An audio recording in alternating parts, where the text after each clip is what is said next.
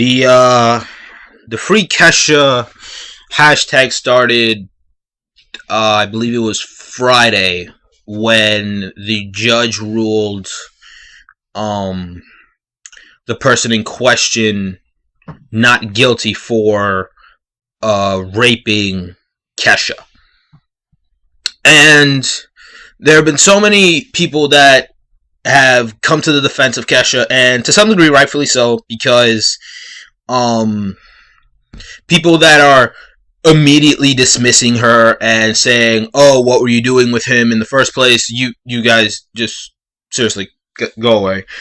That sort of 1970s, 1980s way of thinking should seriously be abolished. Unfortunately, it's not.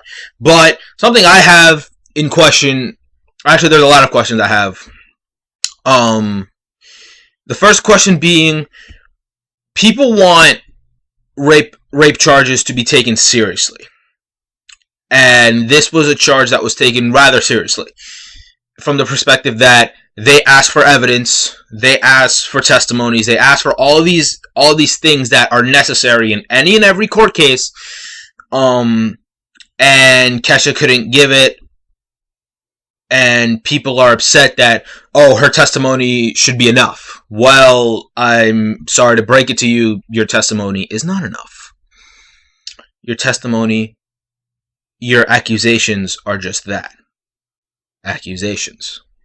Without any evidence, you can't prove anything actually happened. That which cannot be proven with evidence can be dismissed without evidence. I hate to break it to you, but that's just the way it is. So people want these rape accusations to be taken as seriously, the court to fight it, and then when they ask for evidence, oh, her testimony should be enough evidence.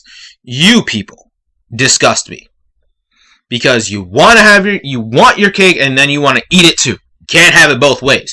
You can't have something be taken as seriously as it should be, and then just have the testimony be enough when it shouldn't be. That's point number one. Now, as it pertains to the evidence necessary to prove her claim, there were two things in particular that could have and probably would have helped Kesha in her court case. The first being a hospital record. And for those of you that don't know the whole details, I certainly don't, but according to many reports, Kesha says that immediately after she woke up, she said she was raped, and she said she called 911, she called her mom, and then she went to the hospital. Well, if you did go, and she was also naked in bed with the man. I don't remember if it was with the man, but she was naked in bed. Let's just call it what it is. She was naked in bed, according to her report. So Kesha goes to the hospital allegedly, and I would assume that in a hospital you get some blood work. They test you for stuff, and you go on about your way. Well, a hospital record showing that you actually checked into the hospital would have been a pretty reliable source to use. You could have actually said, "Hey, here's my hospital record proving that I at least went to the hospital the day that I said I did." Well, according to report, Kesha did not have that. Also, if she was, according to her report, she was drugged. It was some sort of date rape drug. I don't fucking know anything about date rape drugs. I don't know how long they're in your system, mainly because I don't fucking use them, so I wouldn't know anything about them. But nor am I licensed to talk about any particular drugs and their effects on you.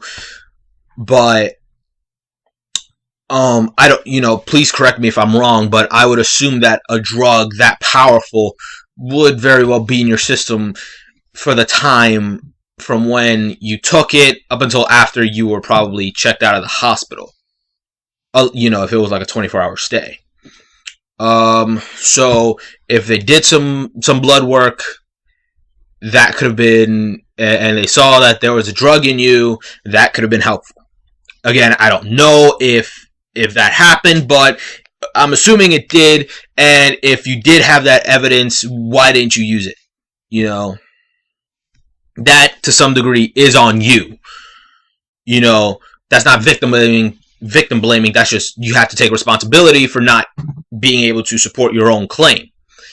Another thing that struck me as rather interesting was that the Kesha, according to the reports, did not want this man put in jail. You know, if he, you know, I certainly would. I mean, shit, if someone were to rape me or rape a loved one or someone, even just someone I knew, you know, it's a heinous crime, and people who commit it should be punished to the upteenth level, you know. But according to reports, the Sony claims that while Kesha didn't want the man to be arrested, she just wanted it to be done with him.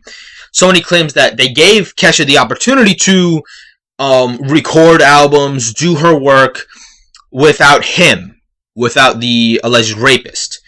I'm only taking it as face value, and Kesha, according to Sony, had declined. Now, do I know this to be true? No. Then again, I don't know if Kesha was raped or wasn't raped.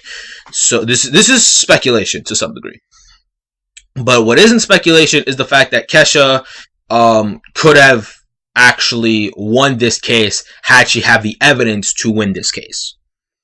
And people are gonna spew things like, "Oh, this is rape culture. This is a patriarchy at work," and all that nonsense that gets retorted by people like Lacey Green and people like Anita Sarkeesian or you know, whoever. But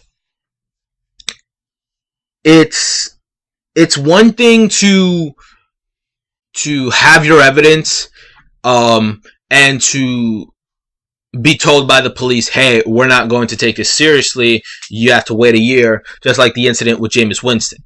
It's another thing to come into a courthouse with no evidence and nothing to back up your claim and expect that your word will be taken as is.